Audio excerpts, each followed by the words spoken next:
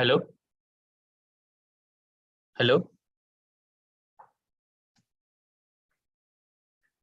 Hello. Hello. Am I Audible?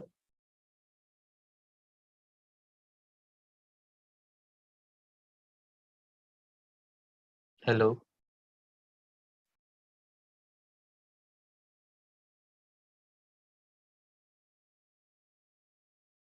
Okay, yeah, I can see some messages. Okay, so my name is Ritik and I'm going to be TA for today. So today we are going to learn about basics of IoT, and please call all your friends. We'll start in few minutes. Okay, just tell them to join fast.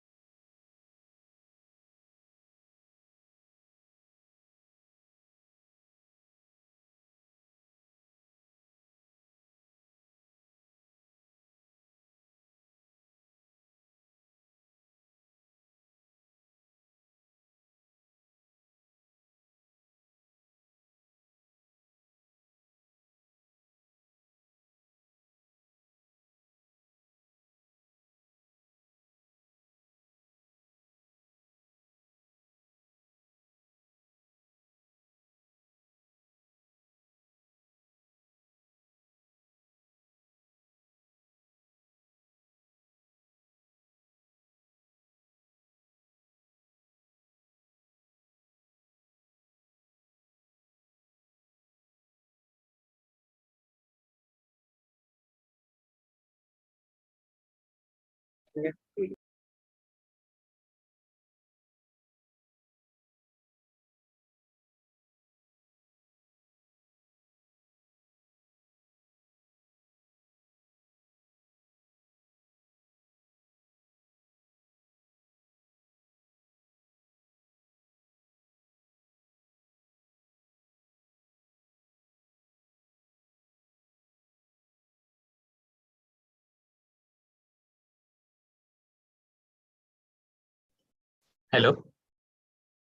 I hope all of your friends and all of your colleagues are in this meeting who are supposed to join this meeting. So now we'll start. Okay. I'm going to share my screen. If when it's visible, just any one of you can message me, please.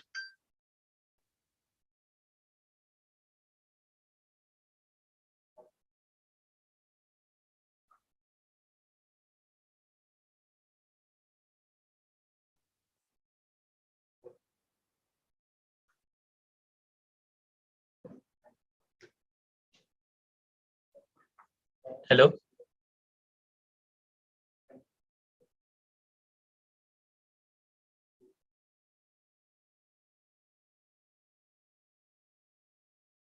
Hello. Is my screen visible?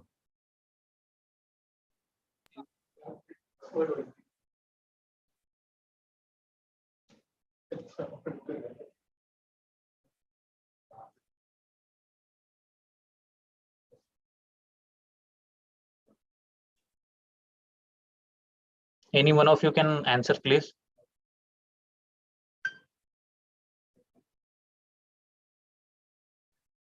Hello. Guys, I need you to talk. Okay. Hello.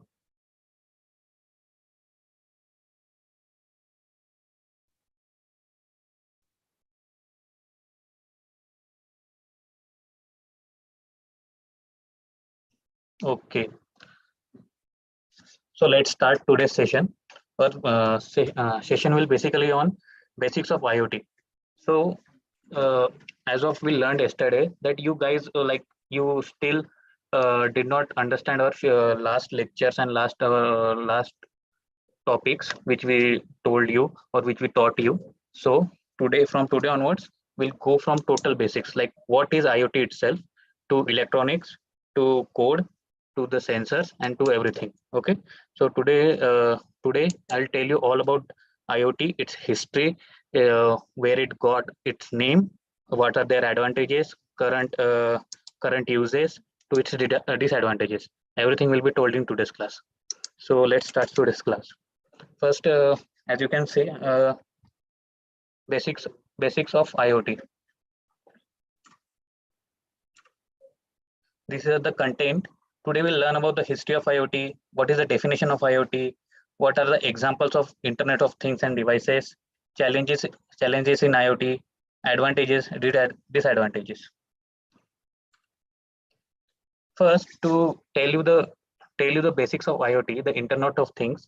It was first termed in a paper used by Kevin Ashton during the work at PG, and after that it was widely used. Like he in his work used a certain name called Internet of Things, which basically means connections of things to each another. Screen is not visible. Okay, wait a minute.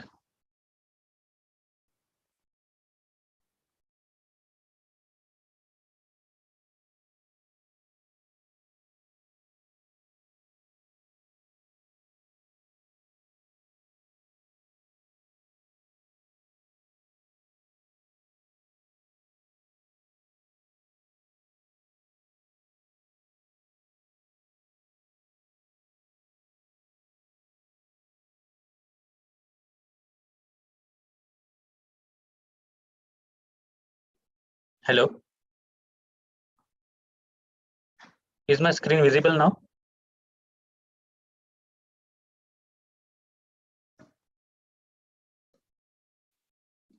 Okay, so till now none of you couldn't see the screen.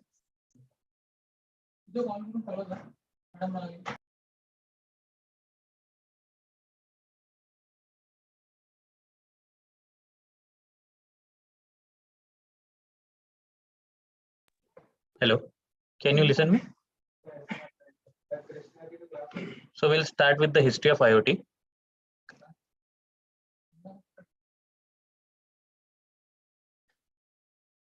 So the term Internet of Things was used by Kevin Ashton during his work at PNG, after which the IoT term was used widely.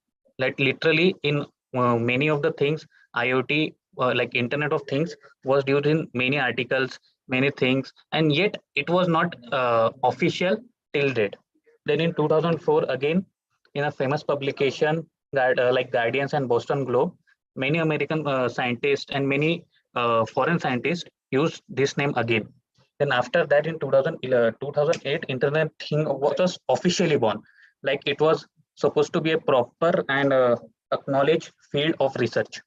And in 2011, the Internet of Things was included in research as a system or a subject, you can tell.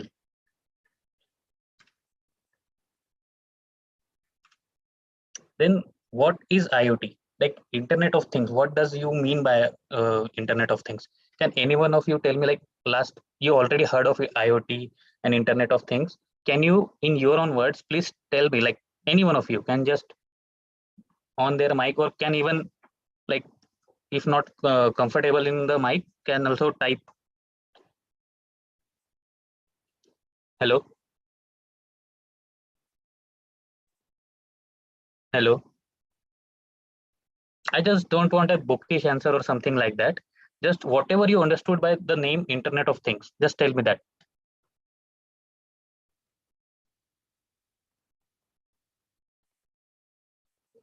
Any one of you. Guys, this time we really want it to be an interactive session so that we could communicate more and know what you guys understood and what you did not understand. That's why we want you to start talking, and please reply. At least reply in chat.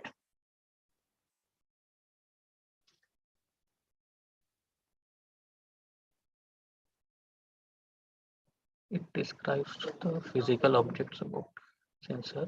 Yeah, kind of correct. Again, answers. Good, Shiva. Very good. Thank you for answering. Again, few more answers, please.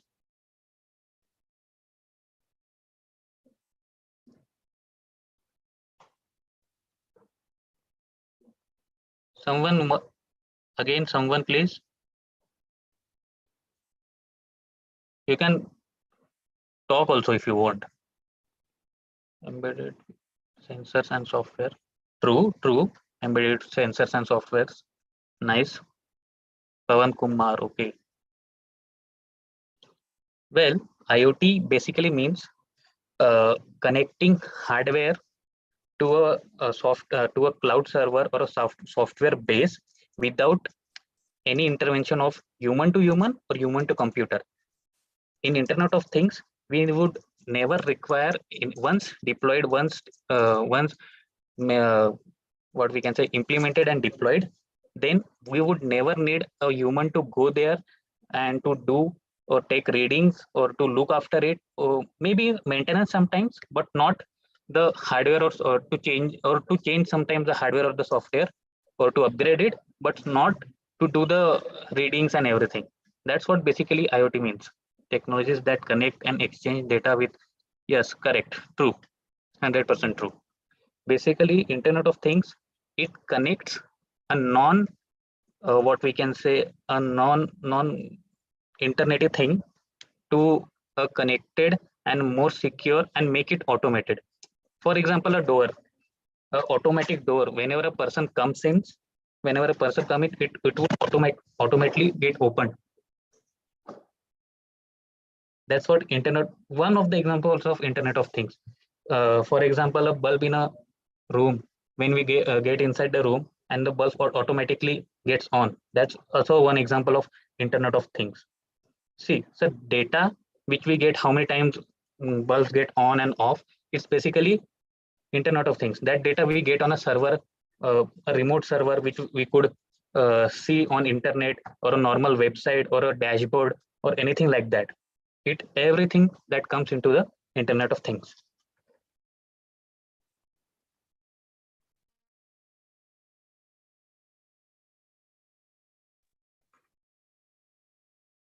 So I think you would get a basic idea, including everything like smartwatches, TVs, even your smart watch, MI watch or Apple watch, as you are familiar with them, they are giving your daily health check, like health, like heartbeats, temperature, everything of human health. That's what IoT is. Everything that is connected to the internet and gives us a proper data and a uh, working sensors is called IoT. Just a minute.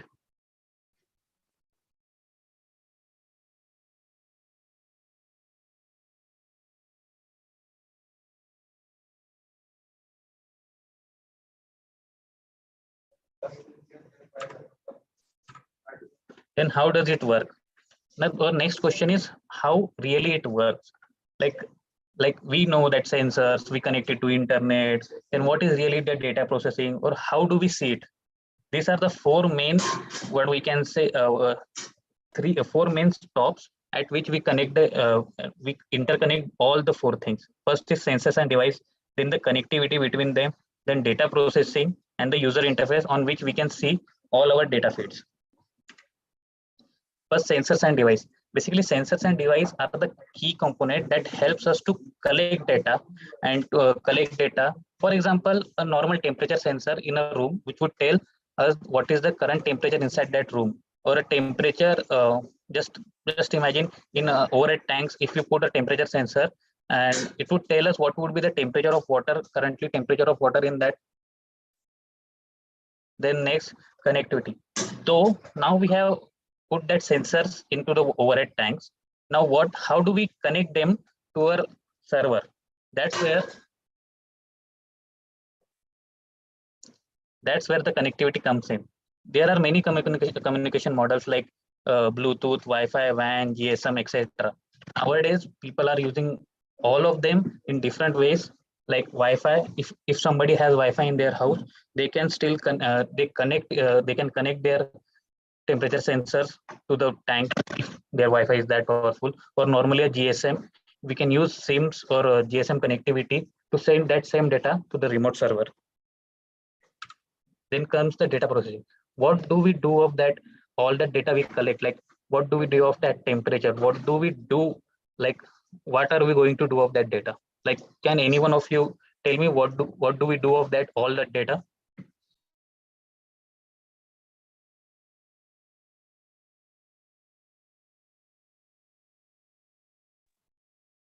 Anyone? Hello?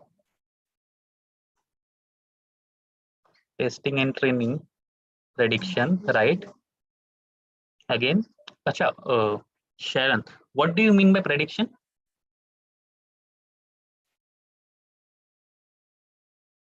You can type your answer.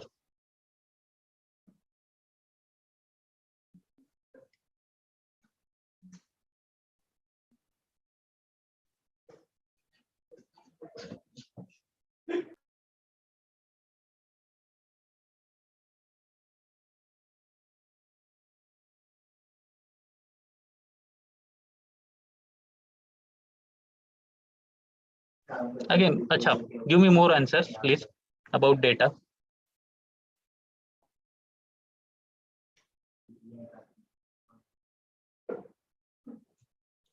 See, what data we use data for now. Once that data is collected now, what we do is we use different analysis techniques on it, like for min max moding, whatever it is, like to first to we'll remove outliers or anything like that, and we use that data, like really use the data to train some model, train some ML model, or use that data for future preferences, like in this season how much normally the AC temperature, if we are accounting the data of ACs, then we can take it whole year, how much the data would how much temperature would AC need. Acha, we will predict some result based on the data we have. Manipulate the source as a user. Manipulate the source as user wants. Okay. I really don't know what it means. Can you elaborate it more, Shiva?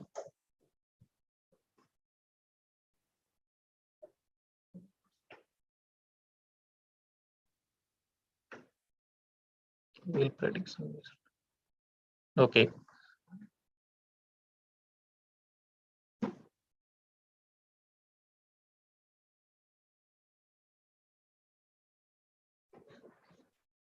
We will predict some result based on the data we have. Yeah, true. That's what we are basically going to use data for. For our future preferences, to know what it means that the data should be analyzed, inserted, updated, deleted, and right. Yes, very true. But the thing is, we cannot change the source. Like it would give us the truth are really needed for what we are doing.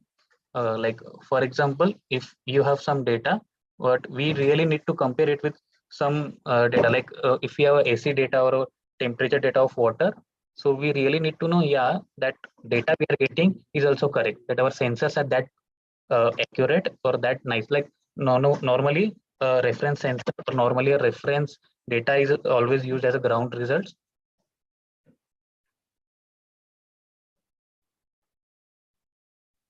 And that's it. That's for the data processing. We basically use it for our future preferences to know in if some situation occurs, what should be the right approach to do it, and different analysis techniques we use to know what would happen if the same things occurs again. Okay. Then next is the user interface. Basically, when yes, we do that all data processing, whatever it is, but where do we see it? How do we how do we visualize it? That's where the user interface comes in. It's basically normally a website or a dashboard or a normal app screen on your phone or on your laptop.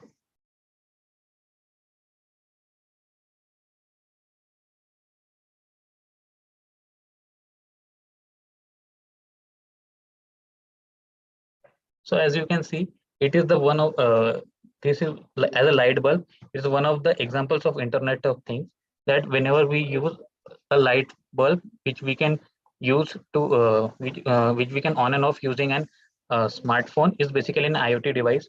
A device, a smartwatch we are wearing, which tells us our health, our blood pressure, our what we can say heartbeats, temperature.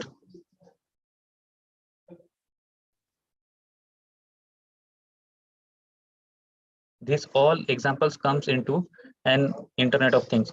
Many like smallest to smallest things till large to large things. Like smallest things, a small sensor which would tell the temperature of a baby, to a self-driving car, is all examples of Internet of Things.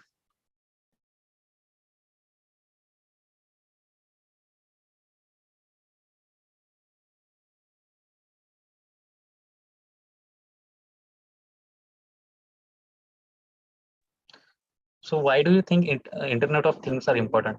Just all of you, just give me some answers that why do you think that Internet of Things in today's world in 21st century is important? Just give me some random answers, whatever you say, doesn't matter it's wrong or right, just give me some answers.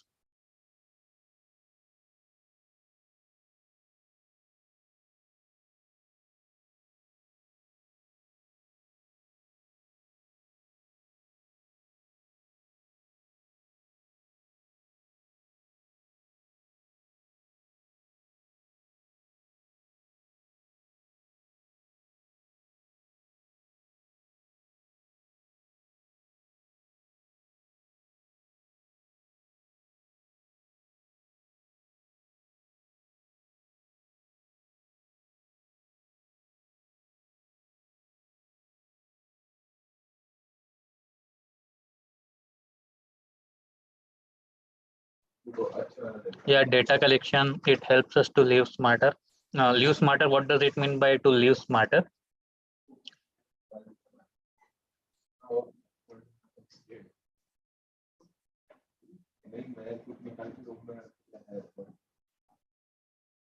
Okay, let's move forward. See, why it is important is in today's world, like you know it to complete that task in short time. True. Yes.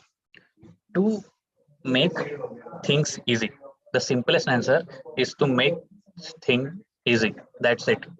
Now if for example in triple IT itself, where we are currently students, here what was the condition of water meters was, every person used to every day go and take a photo of it to know how much the reading is.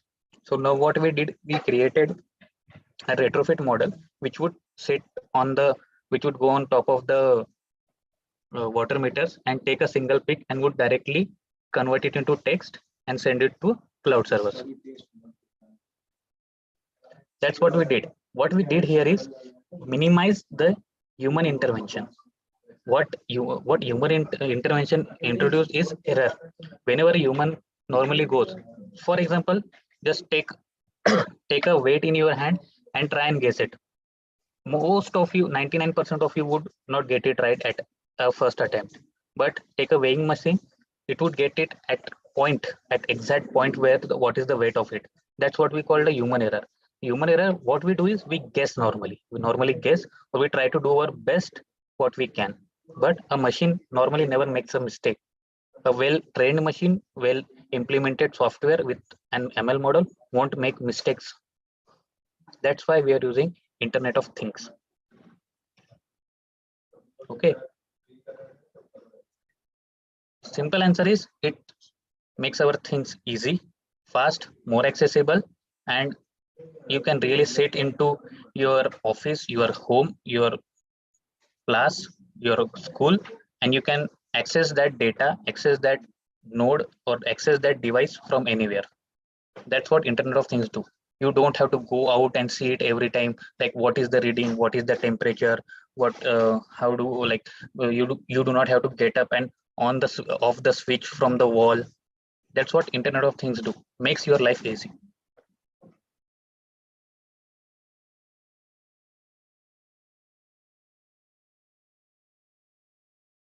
These are the few applications of IoT, like the thermostats, activity trackers. Like whenever you are running, it will the activity trackers would track your running. The parking sensors would make parking easy. Health connect health, like for your watches, a different bed we get for the patients in hospitals, the ECG machines, everything, that all are used as an IoT applications. Basically, in smart cities, now in smart cities, everything is automated. From a pipe to a car, everything is automated. Like water in pipes goes automatically. Nobody has to go on the motor every day. Nobody has to see if the pool area is dry, is totally dry or wet. Nobody has to go and cover cover your car in the shed. Nobody has to open the gate once you try to enter your home. It's all done automatically, and that's what IoT is. So there are also few challenges in IoT. First is insufficient testing and updating. Basically, now what's the thing is now, like in triple IT itself, we are trying and testing it regularly on regular basis and trying to update our models as much as we can. Thing is, it is, maybe I cannot say it's correct, but what I'm saying is correct. But our data would never be insufficient if there is a steep decline or incline in anything. If see, if I'm in a room and somebody ons the AC once, only once, maybe once in few weeks, so I cannot keep that data as a prediction. I never know who would on that AC. If I have data of a room who does not have a AC in it, and the temperature variation is between 27 degree to 42 degree. Okay, but if somebody brought an AC and on it, then the temperature would really be maximum time it would be less than 20 degree, or we normally keep the AC temperature at 20, 22.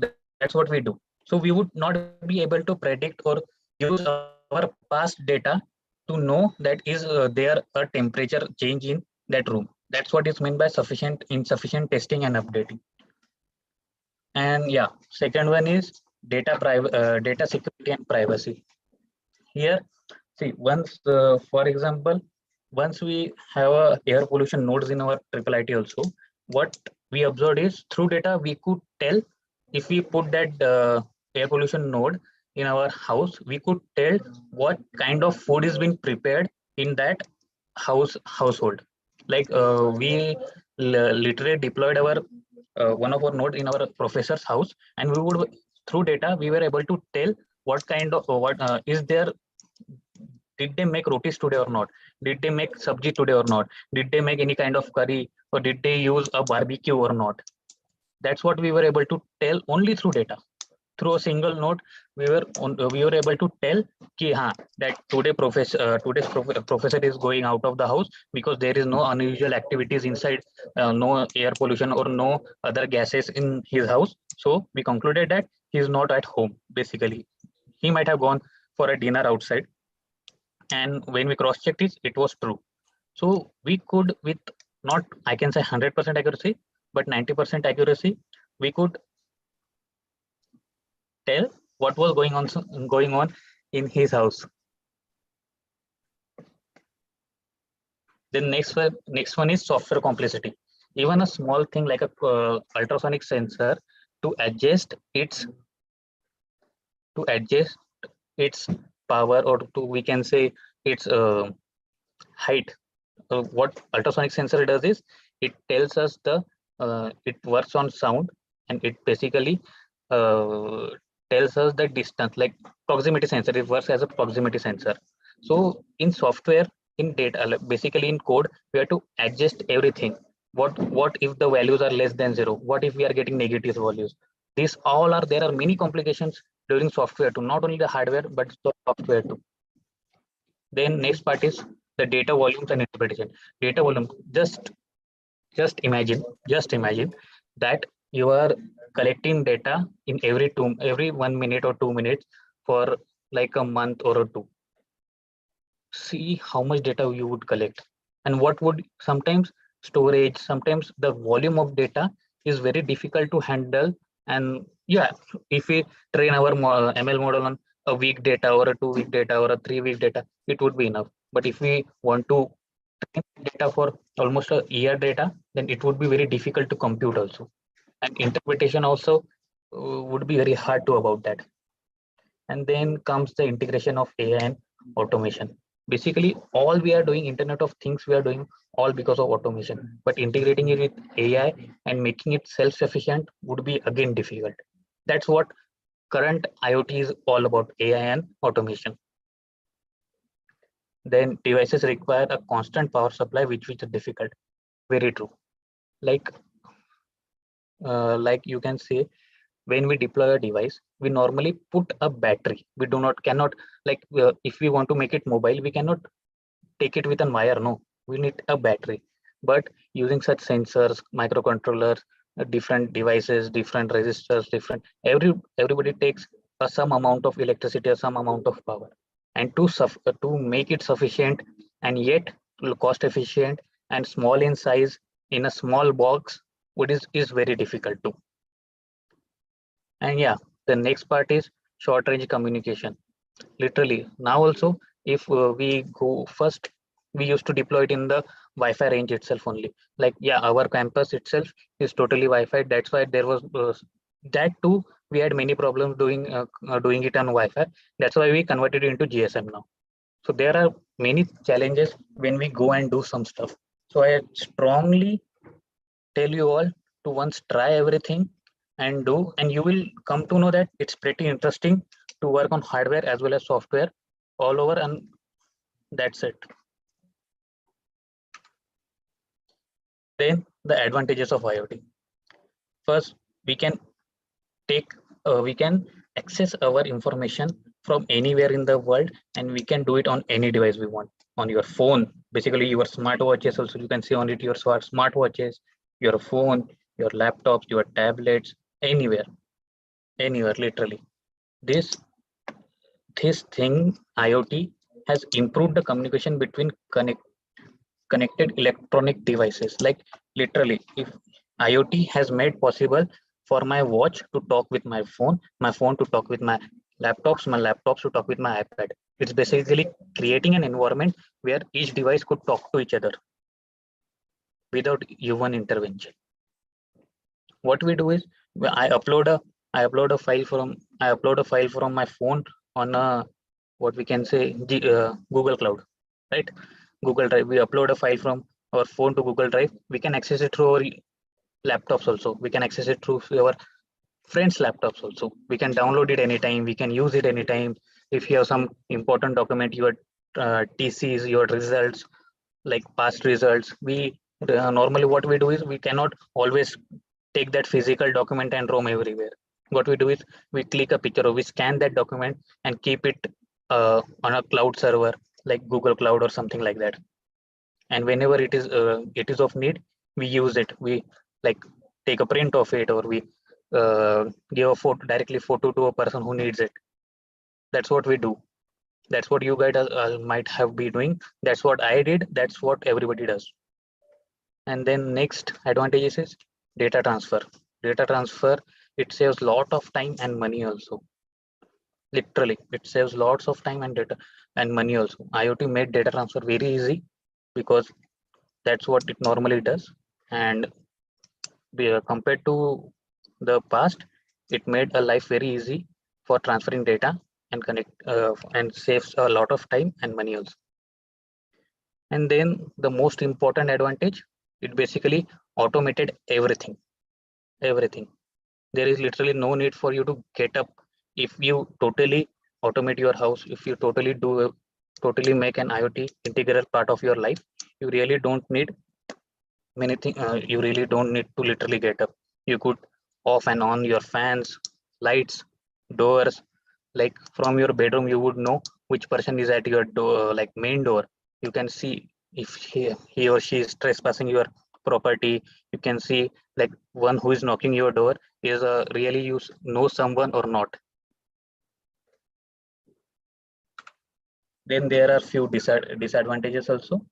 Like as the number of devices increases, the number of information increases, and to keep that information safe is also a big task. Because if that information gets in the bad person or somebody who could use it against you, or a thief gets that data ki every Sunday this person goes out, every Sunday this person is not at home, so he can plan according to that and can plan a heist. That yeah, we know that this person is not there, this person is not there on every Sunday, and it's a 99% possibility that he would not dare on the next Sunday also. So he would do that. He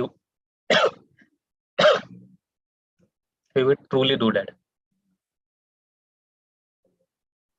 Just a second, guys.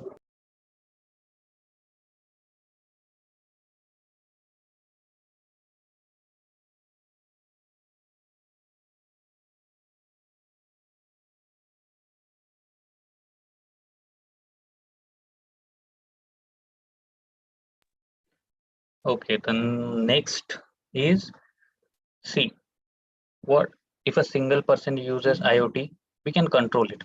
Two persons, three persons. But as the number of devices increase, handling them and keeping their data, storing their data, keeping their data, and managing all those devices is very challenging also. Because yeah, not frequently, but they do need maintenance also.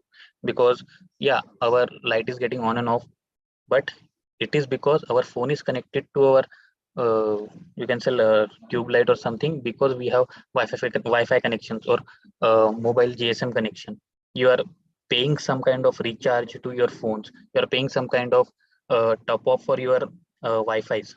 That's what it means by maintain. And not only you, but largest companies are using IoTs, and as the numbers of device increases, it would be difficult for a person to handle them. Okay, then as all the nodes and all the devices are interconnected, there is, if there is a problem in a single software part or a hardware part, it's likely it's very likely to it would corrupt all other devices also. That's also a disadvantage. And then last and the most important, there is no such international standards for IoT, and there is no such large scale implementation or large scale manufacturing for IoT devices. As of now, many institutions or many startups are doing that, but it's on not that big scale. Okay, so manufacturing and communicating, manufacturers literally are struggling to make those devices because there are no such government standards or international standards in place to make things easy. Okay.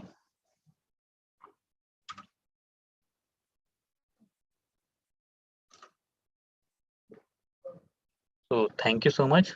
Do you all, any one of you have any questions?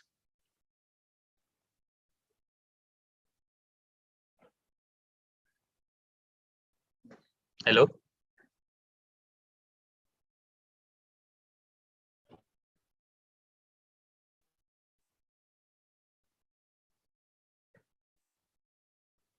Anyone have any questions?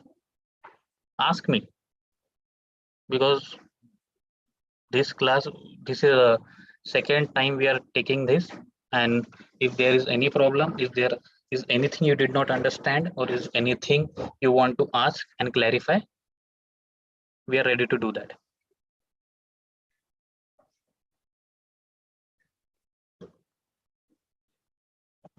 Okay.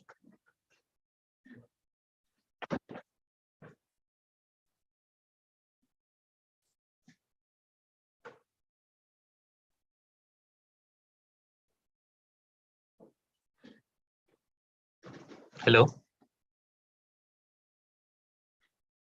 sir. When will we get to work with hardware? Uh, that I'm not quite sure of now, but I will today itself or till tomorrow. I will update it in your groups, WhatsApp group, and you will know when will you work on hardware. Guys, just an normal request or something. Whenever you go to your college or something, you guys in your labs you might have what we can say multimeters. Okay, just try and use that. Try and see the resistance between the resistors or the capacitor, different capacitors. Okay, transistors, negative, positive. See the continuity between the resistors.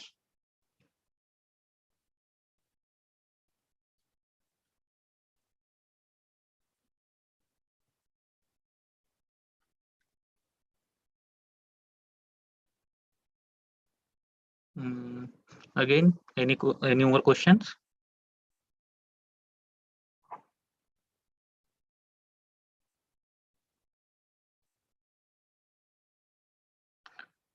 Okay, tell me one thing. Have you guys already made your accounts on Tinkercad?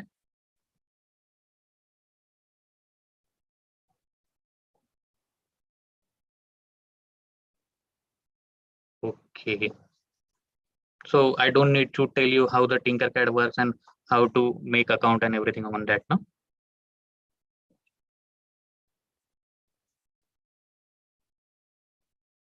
It's already in past classes. Yeah, Vikas.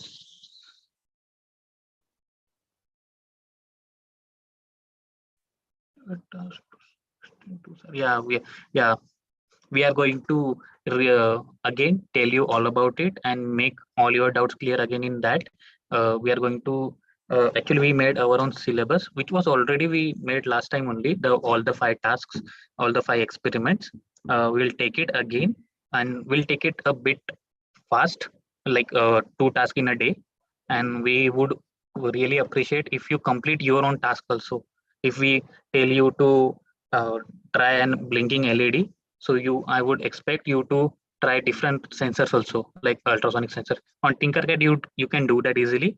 And the second thing about hardware, I will before tomorrow's class, you will get a clear idea about what's about the hardware. We don't know how to do it, sir. Can you please tell us about what you are talking?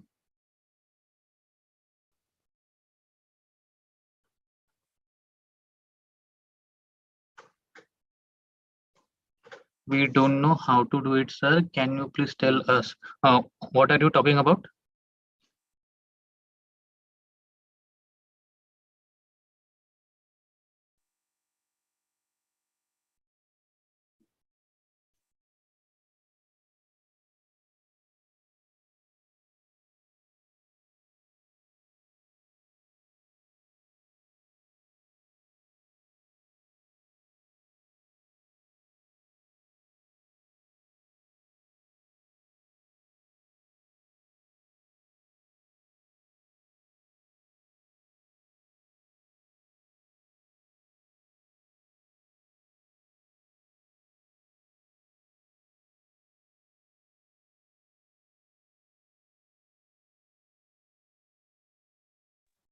Yeah, Tinkercad accounts. Login, no, like basic account means login. That's it. Normal login.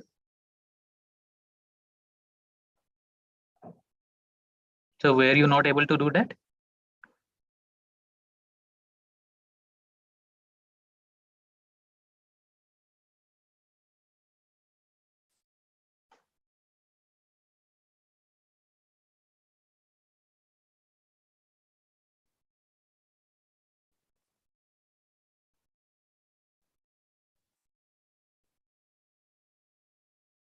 No, not necessarily. You can do it from anywhere, any browser you like, or anything you like. You are normally your if you have different email, you can use that.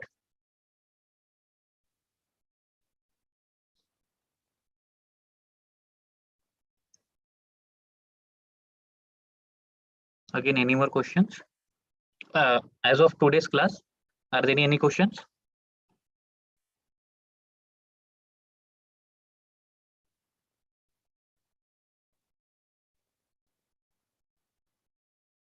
Uh, for now, working, there are other websites too, but according to me, Tinkercad is as of you are now without any hardware, you can best work on Tinkercad. Once you get appropriate hardware, then you don't need any software. You can directly do it on your hardware kit on your breadboard, and you won't need Tinkercad also. But as of now, I think the Tinkercad is the best option you have. Like on our time, we use that only, and it's pretty cool to use. Like it has everything. We can upload code there. We can use different sensors, even wiring. And Tinkercad is the most easy to use. It's not that complicated.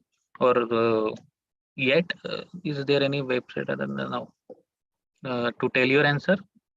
It's better to use Tinkercad because now if to introduce you to different software would be hard for you to learn also, and to uh, download that. Proteus is one of that. You can try your circuits there, but it would be hard for you. I think so. You can try Proteus if you want, but installation, it's not a free, we can say free website or free software. So you would have to download a crack version.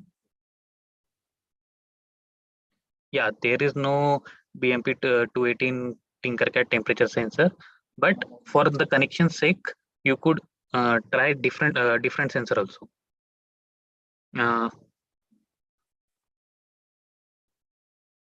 Uh, this BME 280 is not there, I know it, but whenever you will get your hardware setups, na, so in that hardware setups, you will have your BME 280 in that. No, that's what I'm going to tell. I was going to tell you now that not all the sensors are available in Tinkercad. That's the problem with one of the disadvantage of Tinkercad. On other hand, Proteus, we can download different libraries. We can download different schematics of the what we can say circuits, and we can have our uh, sensors. But Tinkercad is basically free. That's why it does not have much of the sensors. Yet it have all the basic sensors. You can try Arduino Uno also. Like you can try and use Arduino Uno's different microcontrollers on that also. But yeah, it does not have BME 280. Uh, Best to do it on normal hardware only. I will ask your TAs about your college TAs about the hardware setup and hardware uh, things. What is the update or what is the status of that? I'll let you know tomorrow. Okay.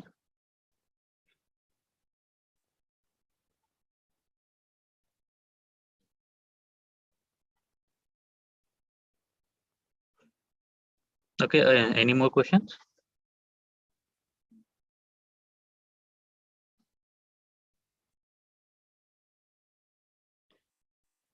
Acha, for tomorrow, no. Once try and read all your for tomorrow. Try and read that tasks. Task one is nothing. Actually, it does not have much of the things in experiment one. It tells us about the Tinkercad prototyping electronic circuits using multimeters, breadboards, and soldering techniques. Okay, doing multimeters and multimeters. I want you guys to, whenever you go to your college now, try and use the digital multimeter. It's pretty cool. It will, it's a device, proper device, which would, which is a which will tell us which will tell the values for different components, electrical components. Okay, go and please the try and use the digital multimeter. uh, and somewhat of theory is given in your experiment number 1A. You can read it and you will know what to do. Okay, there are different, different spacings and gaps given there. Like for AC voltage, there DC voltage. For you can check the continuity, or you can check the resistance, proper DC voltage, resistor tester. Everything is in that. Okay, so you, whenever you get time, just try and use the multimeter on a resistor or normal uh, a normal adapter of 5 volt, using, try and make a small circuit and see how much voltage is going through that. Okay, not AC. Okay, do not write on AC voltage. Always, okay, write on DC voltage, less DC voltage, like 5 volts max to max. Please try and do that. It's very interesting, and you would learn some new things about that.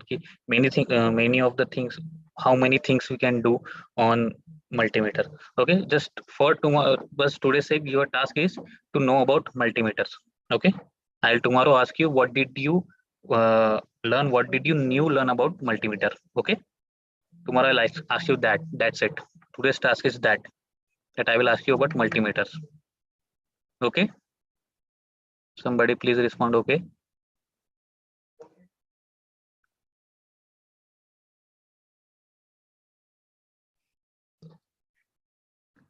Okay, then I think that's it for today, and we'll meet you tomorrow. Okay, bye bye.